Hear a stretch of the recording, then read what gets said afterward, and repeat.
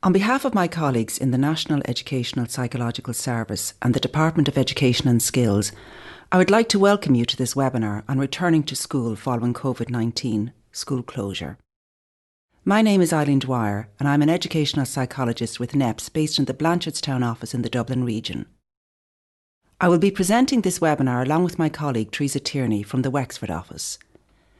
This webinar is aimed at supporting you in addressing the wellbeing needs of students and staff as schools reopen, students settle back and continue their learning.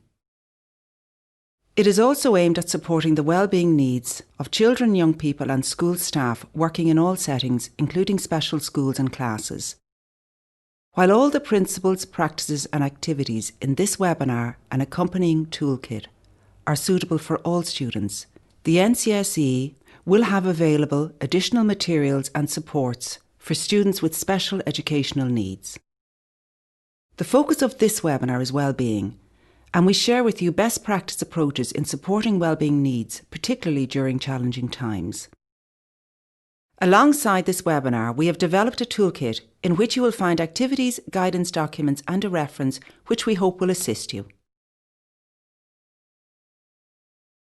We will begin by setting the context and defining what we mean by well-being.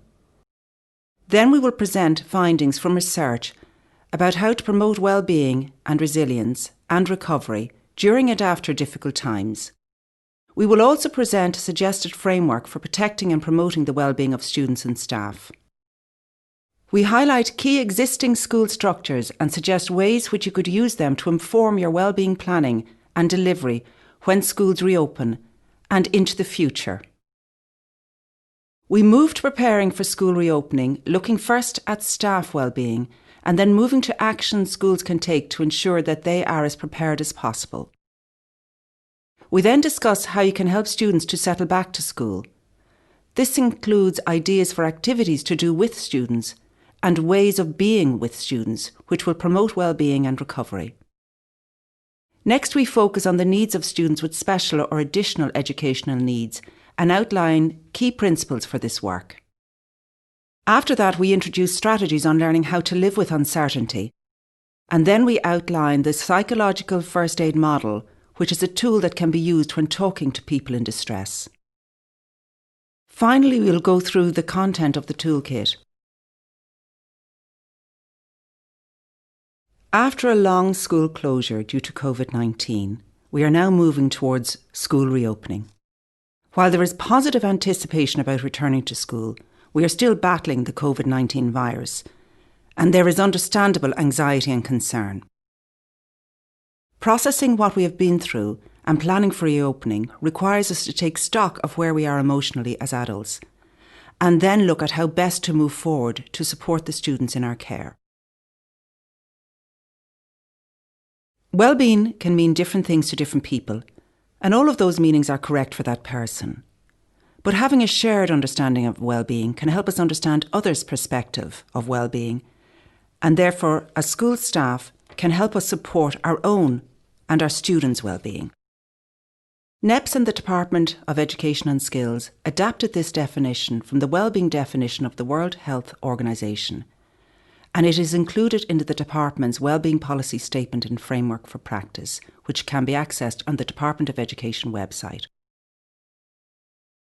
Wellbeing is defined as being present when a person realises their potential, is resilient in dealing with the normal stresses of their life, takes care of their physical well-being, and has a sense of purpose, connection, and belonging to a wider community.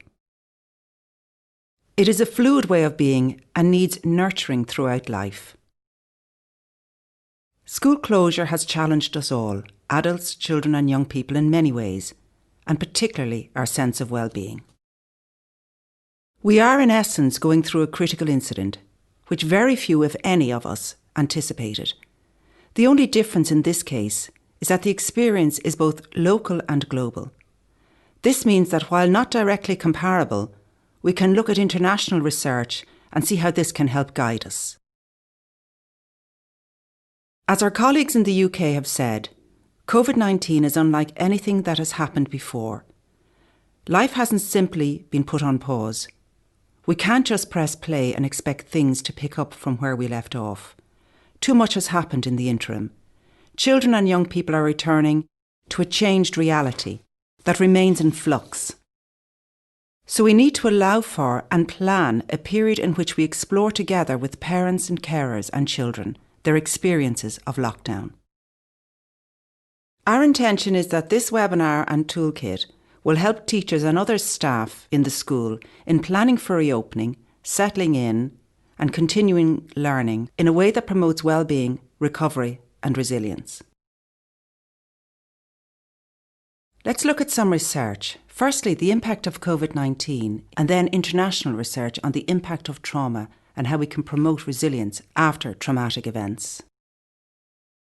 Findings from research indicate that the COVID-19 pandemic has led to an understandable increase in anxiety across society, which for many will be manageable and tolerable because it has been a collective experience and we are all in this together. This anxiety response is normal and healthy and has allowed us to adapt to the challenge. But the experience of COVID-19 is not the same for all of us, and it is important that we recognise these differences and provide structure and supports which set realistic expectations for all and additional supports for others. Research on resilience and well-being has highlighted the importance of protective factors and the impact of risk factors. School closure has removed key protective factors and increased risk factors for some.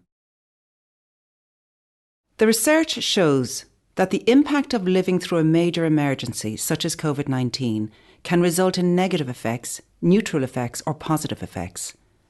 This table shows that for a small percentage of the population, there may be longer-reaching and more significant difficulties, including the development of distressful psychological reactions, psychiatric disorders, and regression of skills learnt. For most of the population, there will be a bounce-back or neutral effect. For some, it has been found that there is a bounce-forward effect during which psychological and emotional growth and development has emerged as a result of adversity. This bounce forward has been termed post-traumatic growth. In 2007, Papadopoulos further extended the idea of post-traumatic growth when he coined the term adversity-activated development to describe how people find meaning in their suffering and develop new positive characteristics or a new purpose in life.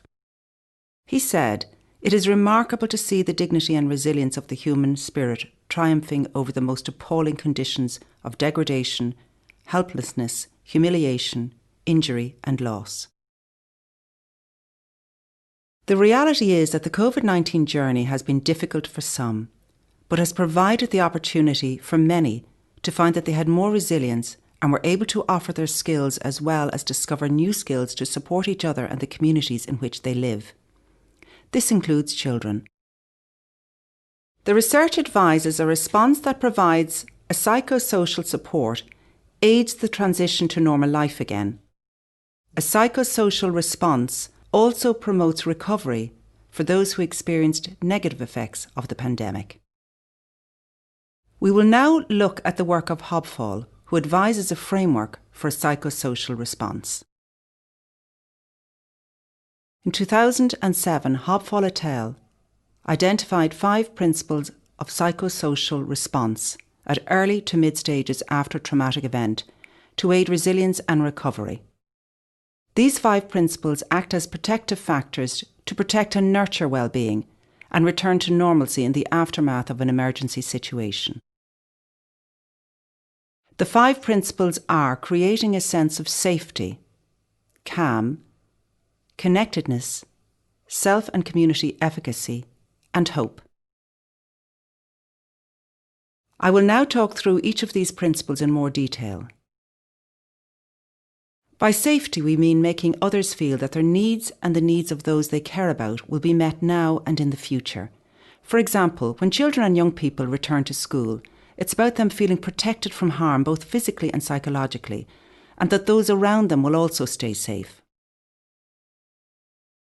This includes providing information based on facts, establishing safe and predictable routines and structures. Creating this sense of safety is essential to reduce the negative impact of stress and anxiety. It's essential for learning and to help children and young people to reconnect with adults and their peers. The less stressed we are, the more we are able to think, plan, and engage in learning. By creating a sense of calm, we mean helping children to relax and stay composed or grounded, rather than become numb, shut down, agitated, or overly excited. It's about teaching self-regulation and how to manage feelings and emotions. This is essential not only for well-being, but for learning also, because being able to relax your body and mind allows you to focus and concentrate on what you need to do.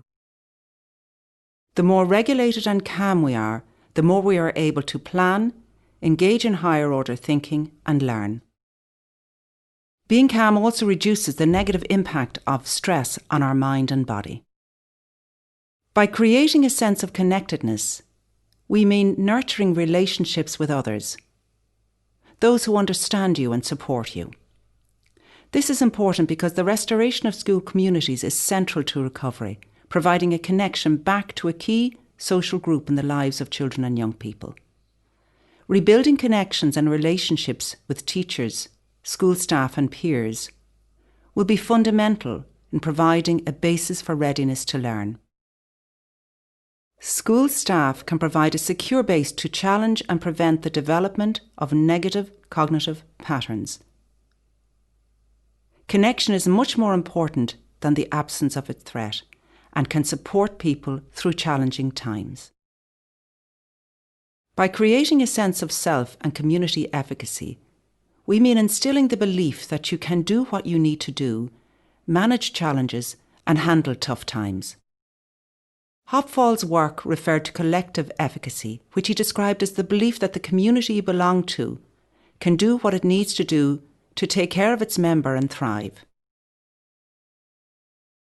He acknowledged that this collective efficacy cannot take place in a vacuum, but needs a supportive community.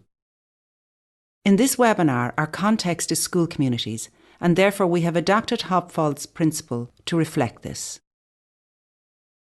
In times of crisis, efficacy beliefs may become challenged, and people may feel they have lost their ability to solve problems and handle ordinary day-to-day challenges. A key enabling factor in building self and community efficacy following a crisis is the restoration of school communities. By creating a sense of hope, we mean encouraging the expectation that things will work out, the feeling that everything is going to be all right.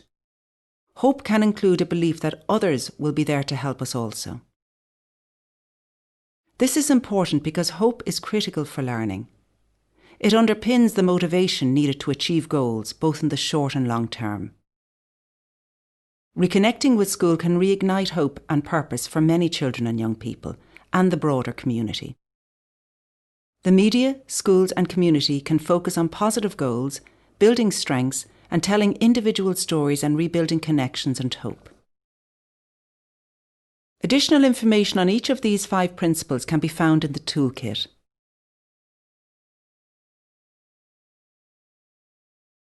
When supporting people in difficult times, we often encourage the identification of strengths or coping skills.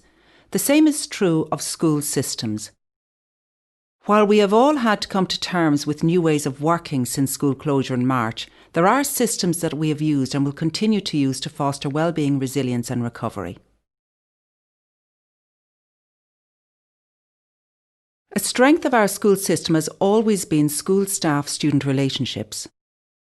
Karen Tresman states that every interaction is an intervention. Tresman says that school staff can model through their behaviour supportive ways of being with students. School staff have made and will continue to make a difference to the students they work with through their relationships.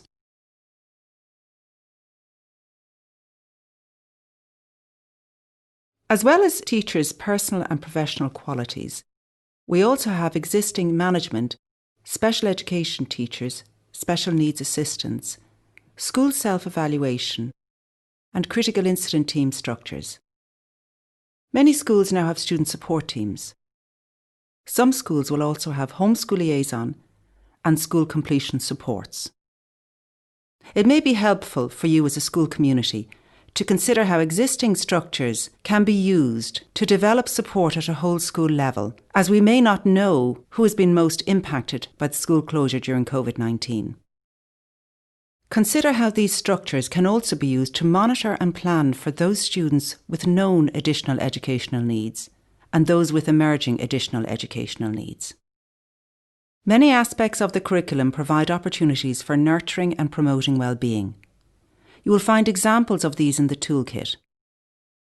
In addition, the NCCA have developed targeted additional SPHE lessons available online to assist post-primary teachers and developed guidance on consideration for planning for well-being in CSPE, SPHE and PE. Further information on these can be found in the reference section of the Toolkit. One of the school structures is the Continuum of Support model. We encourage the continued use of the Continuum of Support model to inform your wellbeing interventions. The Continuum will help you support students who had needs prior to school closure.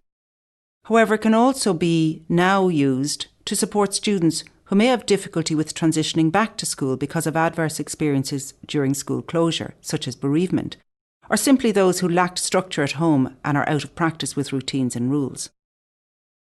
This cohort of students may need support at the some or few level during this settling in period, but more than likely will move back to the support for all level over time.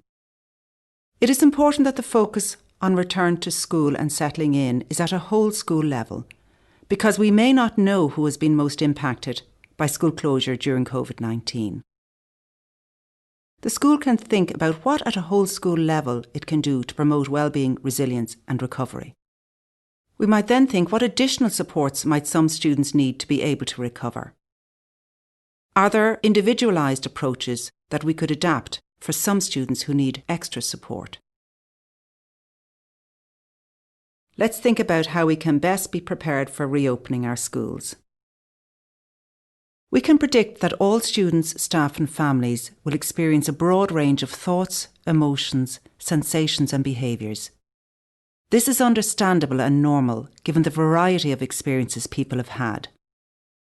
It is important to acknowledge and normalise all experiences. The members of the school community, staff, students and families, share the same space. It is important that the adults around the students are supported in nurturing their own well-being. And this is not just good for them, but it also allows them to help students to support their well-being. You will already have given time and thought to applying public health guidelines to protect physical safety. We encourage you also to take time thinking about how you will address staff well-being prior to reopening. Remind yourself of the importance of applying your own oxygen mask before you attend to the needs of others. Engage with and reflect on the department webinars and guidance documents to help you in this transition and the journey onwards. Proactive communicating with parents is also advised. There are some tools in the toolkit that relate to this. School leaders may want to think about how they can apply Hopfall's principles to all aspects of return to school for themselves and then for all members of the school community. We will discuss the self-reflection tool later.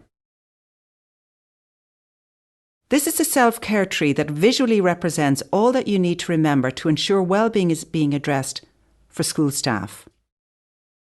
The tree is first nourished by its roots, ensuring that our basic human needs are being addressed. This includes eating healthy food, taking regular exercise, and connecting with family and friends. At this point, it is useful for us to do an audit to make sure we are fulfilling these needs. It is important to take the time to think about this. Managing our emotional health at this time is as important as managing our physical health. We all have positive, established personal strategies that help us manage stress and keep us safe and healthy. Think about what has worked for you in the past and what might work for you now, or adjust those strategies that you find don't work for you now. Think about how do you maintain a work-life balance.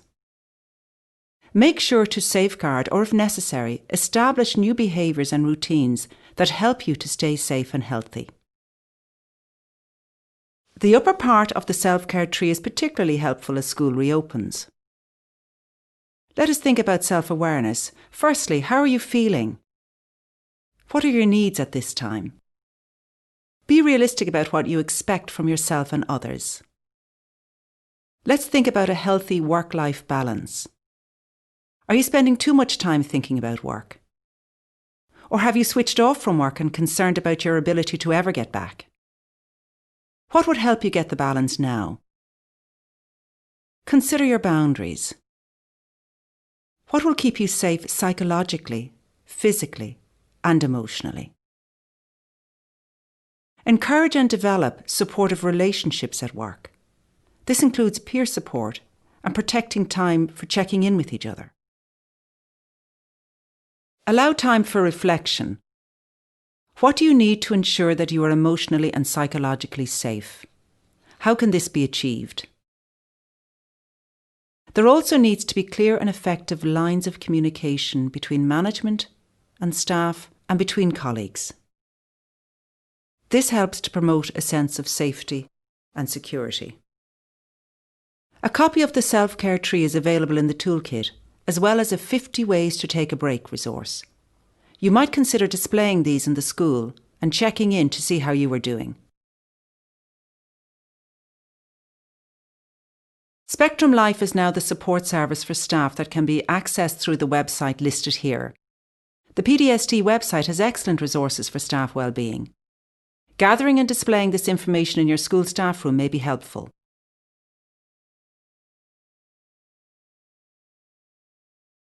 Acknowledge efforts made by parents during school closure. Offer reassurance that you are aware of their child's wellbeing needs and that every effort is being made to plan for a safe and productive year. Teachers have maintained contact with students and families during school closure and therefore are well placed to meet their needs. However, if parents have not been able to engage, you may want to give an opportunity to share their family COVID-19 experience. Families may share their children's worries or concerns about returning to school. You can use the student support file to monitor supports for students and how they are progressing. You may also wish to refer to the Toolkit for other resources that may be helpful. It is intended that this self-reflection tool will help school staff in their planning to support children and young people's well-being on the transition journey back to school and to re-engage with learning.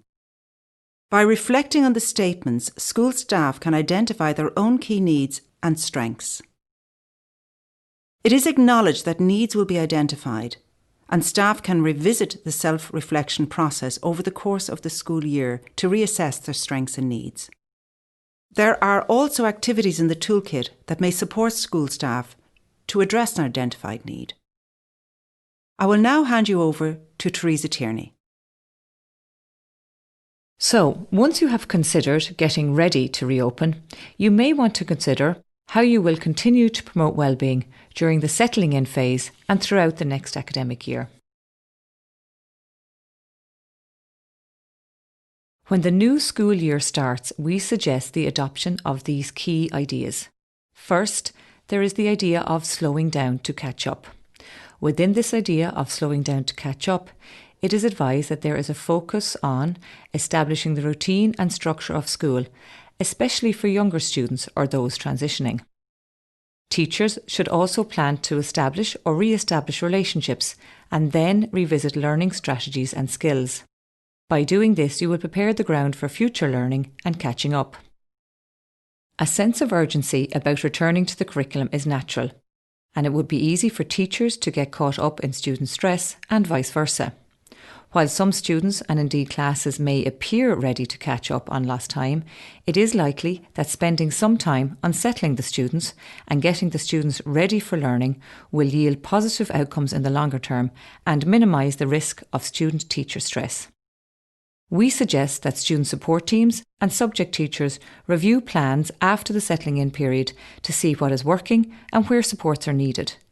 Responsiveness and flexibility should be used. It is likely that many of the students may find it more difficult to sit, focus and concentrate for a period of time because they haven't practiced these skills for a number of months. Some may appear giddy and dysregulated. Others may tire more easily or seem lethargic. They will benefit from movement breaks, regulation activities and shorter work intervals. We advise that by applying Hobford's principles, you will increase students' availability to engage with learning. We know that using Hobford's principles ensures an effective psychosocial response. While they are often presented in a list, here you will see them in circular form. This illustrates the equal importance of all the principles and how they impact each other. In thinking about school reopening, school leaders can use these principles to frame their conversations. In the Toolkit, you will find Hobford's principles and ideas on how to apply them in thinking about school reopening. You might want to consider how to communicate these principles to parents prior to reopening. You might do this by outlining the safety measures you have taken, advising hope for a successful year, and assuring them of your commitment to their child's safety. Normalising feelings by communicating that we have all struggled with aspects of the experience will help to create a safe environment for parents. In terms of helping to promote a feeling of calmness, you might want to encourage parents to communicate any concerns or worries that they have or their child might have and any losses they may have experienced during COVID-19. Students can also be prepared for the new school year. An e-book, which was developed by NEPS in Galway with primary schools, can be found in the Toolkit. This could also be adjusted for use at post-primary level. This strategy can help promote safety and a sense of belonging. Some schools have developed virtual tours, which they are encouraging students to watch before the school opening. These virtual tours highlight expected safety practices, and these too can help with safety, calming and hope. Remember, post-primary age students can be at very different developmental levels, and different year groups may have different needs. First years in mainstream post-primary schools may need a focus on connectedness, while a first year starting in a special class or sixth years may benefit from an increased focus on calming.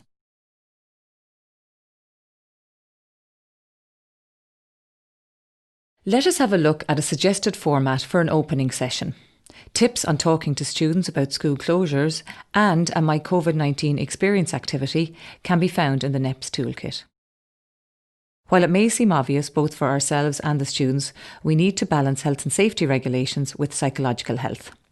Because of our own anxiety, we may forget our usual positive habits. To this end, we may need to make a conscious effort to try to greet each student individually as they enter the room. Smile and maintain open and welcoming body language. If you don't know them, introduce yourself as you meet them and ask them their names. Use positive statements such as, "It's good to have young people back in school," or "I'm delighted to be back in school, I hope you are too." Students will have many questions about our new situation. Encourage and answer questions as honestly as possible. Avoid speculation, however, and remember, it is okay to say that you do not have the answer to a question. Seek support from school structures if needed in these cases. Students work to actively make sense of their world, and if you don't give them the information, they will fill in the blanks. The challenge is to use the Goldilocks principle and get the information, not too much, not too little, but just right. Share information about COVID-19, what the rules and protocols are, and how to stay safe in school. Young people need to know that no one group of people are responsible for COVID-19. It has affected the whole world, and we all need to follow the rules to mind ourselves and others. In this session, using the My COVID-19 Experience worksheet from the Toolkit will enable discussion about the similarities for students and the different experiences and how these are all valid.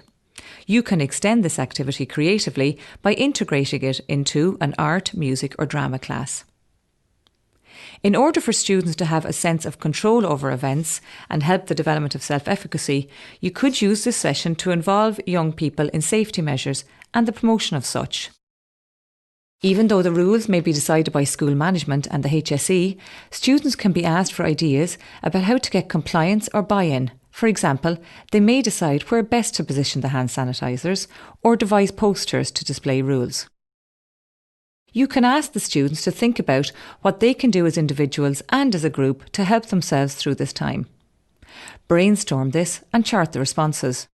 As the year goes on, they may have more strategies that they can use to help themselves and other students stay well. Use positive forecasting, but be authentic, such as, I think we will learn a lot about ourselves this year, to close the session. At post-primary level, each school will need to plan for who will facilitate the session. It is recommended that it takes place before formal teaching begins. It would be unnecessary for each post-primary subject teacher to have this detailed conversation. Once, as a school, you have decided who will complete this formal session, each subject teacher is advised that when meeting students for the first time, welcome them back, acknowledge what has happened, and set the tone for a positive year ahead. The next slides outline the ways to be and what you can do with students to apply Hobsbawm's principles in your practice. We will talk about what we know about the effects of stress and trauma on the brain, trauma-informed models, metacognition and the growth mindset. Practical activities to apply these principles and theoretical models will be outlined, and these are included in your toolkit. There are 2 psychological models that we would like to introduce you to that we think could guide your interactions with students when you return to school.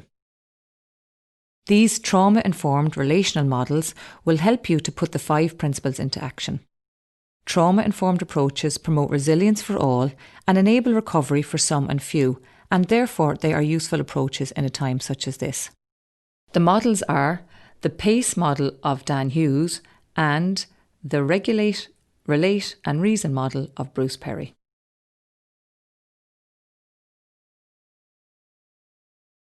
The first model is the PACE model. This approach outlines ways of connecting with young people. It encourages playfulness, acceptance, curiosity and empathy. The use of PACE enables young people to build a connection with adults and provides a safe space where they can open up and communicate. Playfulness in the PACE model involves creating an atmosphere of lightness and fun when you communicate and engage with each other. At post-primary level, we can encourage playfulness through novel creative activities where spontaneity is appropriate and encouraged. Acceptance involves actively communicating a non-judgmental acceptance of a child's inner life. Adults can communicate that they have unconditional positive regard for the child and communicate that they understand the reasons for their behaviour.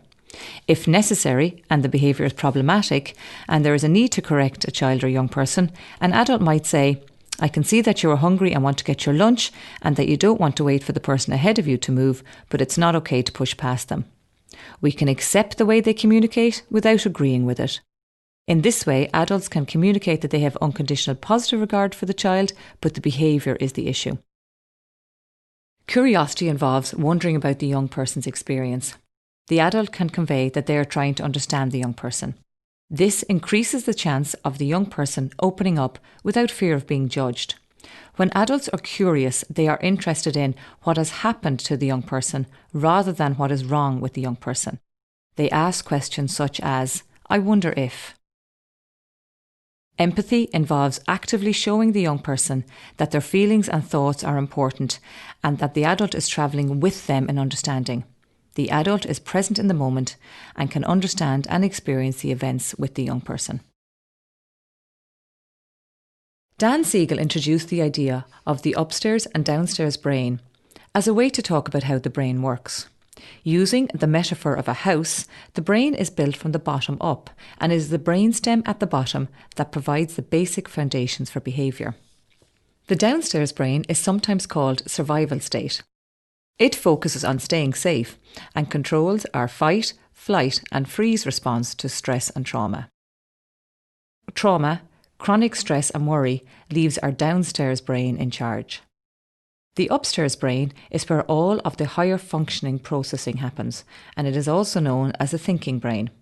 This is sometimes called the executive state. This part of the brain is involved in reasoning, planning, problem solving, making meaning of our experiences, building relationships and regulating our emotions and behaviours. What we need to happen for learning to occur is that we regulate the more impulsive, reactive downstairs brain and engage the upstairs brain. This allows us to think about and consider rather than just act or react to our emotions. The next model, regulate, relate and reason, also known as the 3 R's, is an application of this neuroscience and might be useful for you as teachers. Dr. Bruce Perry, who developed the 3 R's, asserts that children need to be in the reasoning part of their brain for learning to occur. Learning cannot happen if the child or young person is dysregulated and disconnected from others. Adults can follow a sequence of 3 steps that will facilitate effective interaction with the dysregulated child or young person. The steps are regulate, relate and reason. The first step involves reducing stress and providing reassurance and comfort. The second step involves empathizing and attuning to the child or young person. This makes them feel safe and secure because someone is trying to understand and support them. The final R is reason. Once calm and connected, the child or young person can reach the parts of the brain needed to reason. When we are living with threat, such as this pandemic, we tend to operate from the lower, more primitive parts of the brain. These are the parts of the brain that are involved in survival. However, in order to engage in learning and all that entails, we need to soothe this part of the brain and access the higher order functions of thinking, reasoning and planning that take place in the reasoning part of the brain. Both PACE and the 3 R's enable the child or young person and the teacher to move to a place where learning can happen.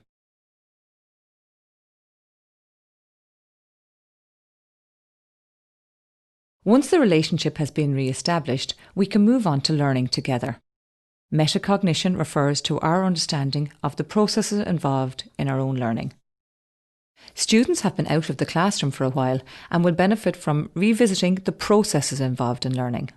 These include processes like attention, memory, and problem solving. All of these need practice if we haven't used them in a while. Be explicit to the students about the skills that you feel they need as students to be successful in your subject area. First years will benefit from direct instruction and strategies to develop attention, planning, problem solving and working memory. But because of school closures, other years may also need direct instruction in learning skills. Some students may be worried that they have fallen behind or that things will be very hard for them. Students who are in an exam year may have particular concerns. It will be important to explain to them that the slow down to catch up approach will involve focusing on getting back to a sense of safety and connectedness so that they are settled and grounded and therefore ready to learn.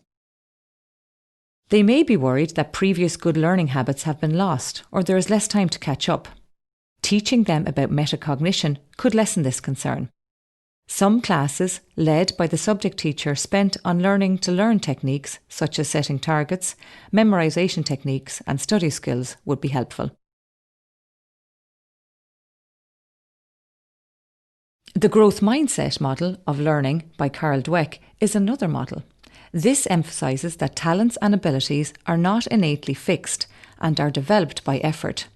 Dweck says, no matter what your ability is, effort is what ignites that ability and turns it into accomplishment. Research shows that this mindset helps students to recover from challenges more successfully by motivating them to increase their efforts and abilities. Introducing students to the concept of growth mindset may be particularly helpful. In the Toolkit, we have highlighted helpful YouTube clips and developed a tool if you would like to look at this in your classroom. Pace and Perry outlined how to be with your students to promote well-being, and metacognition and mindset are theories that might inform your teaching. The next slides focus on actual activities you can do with students to promote Hobfall's principles. Please note that the activities listed here are not intended to be prescriptive or indeed exhaustive.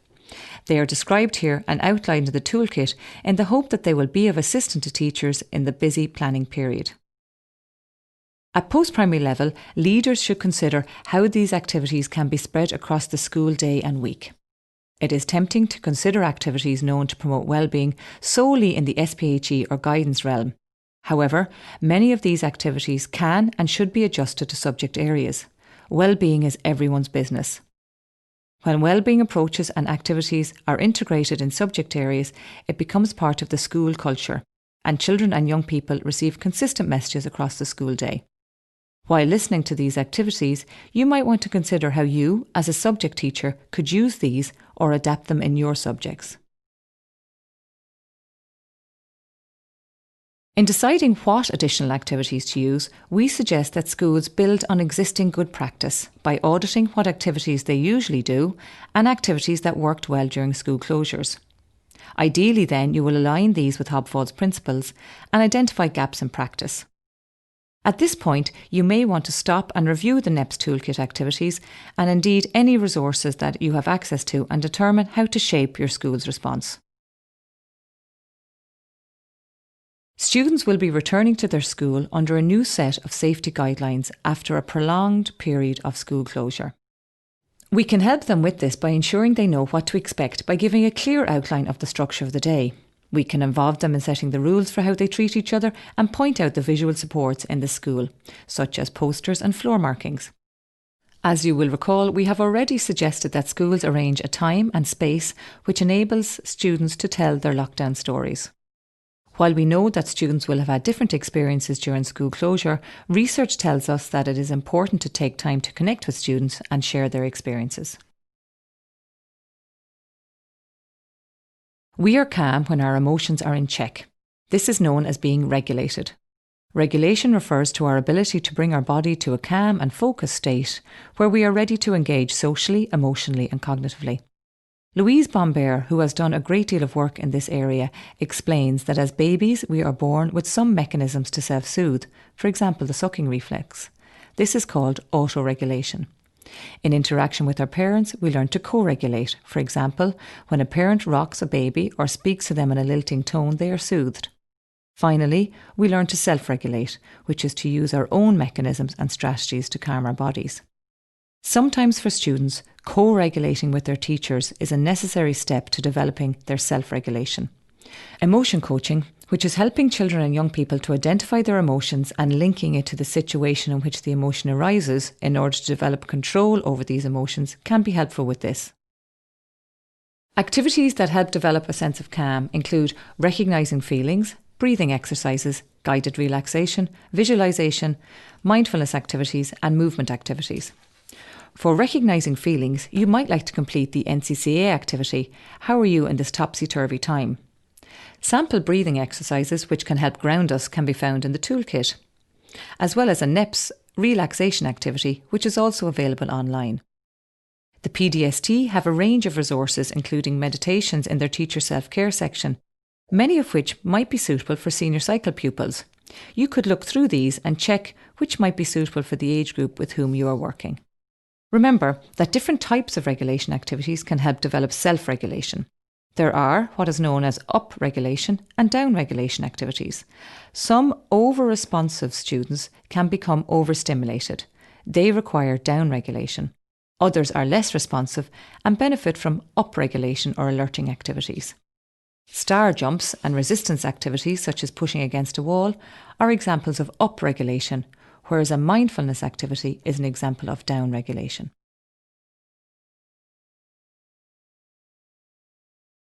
Now, let's look at activities that promote a sense of connection. After you welcome students and settle them in initially, if the students are new to you or they don't know each other, you should spend time on getting to know each other. Socially distanced icebreaker activities such as the name game and 4 C's to break the ice can be used. These are described in the NCCA SPHE Resources to Support First Years as they return to school document. The NCCA have also developed group activities that can help develop a sense of connection and belonging, such as going a little deeper and we are all in this together. You could consider encouraging random acts of kindness to create a sense of care towards each other. A student-led school newspaper or school annual can also be a way to promote connection. To promote a sense of self-efficacy, remind the students that they have developed a lot of skills to cope with the challenges presented by COVID-19. Activities that help promote self-efficacy include completing the postcard activity, which can be found in the NEPS toolkit, and sharing responses. Also in the toolkit, you will find a positive self-talk activity, and there is a suggested YouTube clip. On a day-to-day basis, you can encourage students to practice positive self-talk such as, I am getting better at, I can do this really well, I did a good job of. You could use a daily compliment circle where young people can hear nice things about themselves every day. You can start at the beginning of the year with the teacher giving compliments and move on to the students complimenting each other as the year progresses. Encourage students to engage in problem solving when they meet a difficult task or situation in school. For example, when they want to give up because the work appears too hard, or when they have a disagreement with someone, it can be helpful to explain problem solving to them. While, as adults, we automatically know how to problem solve, children and young people may need to be taught the steps to work through a problem successfully. In the Toolkit, you will find a set of problem solving steps, which might be of help. In order to feel hopeful, support students to create a positive narrative or story of their experience. Get them to think about the positives as well as the challenges of this time in their life. Focus on what has helped them to feel better. Model hopefulness by sharing your own experiences. Writing their hopes on a cloud and putting them on a sky poster will help them to visualise their goals. You can see this activity in the Toolkit. Keeping a daily gratitude journal where they record one thing that they are grateful for is also a good way to maintain optimism and a positive focus. You could try the Letter to My Future Self activity from the Toolkit, as this can help young people to project forward to a different time. A time capsule could be a good idea to communicate their experience to future generations. The TUSLA Education Support Service are devising a Back to Your Future campaign, which will involve developing a time capsule. You might keep an eye out for this and see if it would be suitable for your school. There is also a time capsule activity in the NEPS Toolkit. The framework and guidance we have discussed until now is advised for all students. However, there are some additional principles schools might want to consider for students with additional or special educational needs. Students with additional educational needs include those with identified special educational needs and/or those whose life experiences mean that they need additional support to cope with school. It may be difficult to predict how students have coped with school closure, and some students with SEN may find some aspects of the return to school challenging. However, communication with parents in advance will go a long way to inform approaches to ease their transition. We also advise that universal approaches will support all children. You may want to adapt or differentiate activities to ensure they are accessible to students with SEN. Consider transitional needs that may arise during the settling in period. Be aware that there may be regression in skills for some, especially for those who have previous experience of trauma. Do not presume an understanding of events or terminology. Use visuals and don't over-rely on the spoken word, and make sure to include the voice of the child. So what do children with special educational needs want in their schools? A piece of research conducted in 2019 identified 10 tips that children and young people with special educational needs recommended to school staff in order to help them feel included. Please take a moment to read these.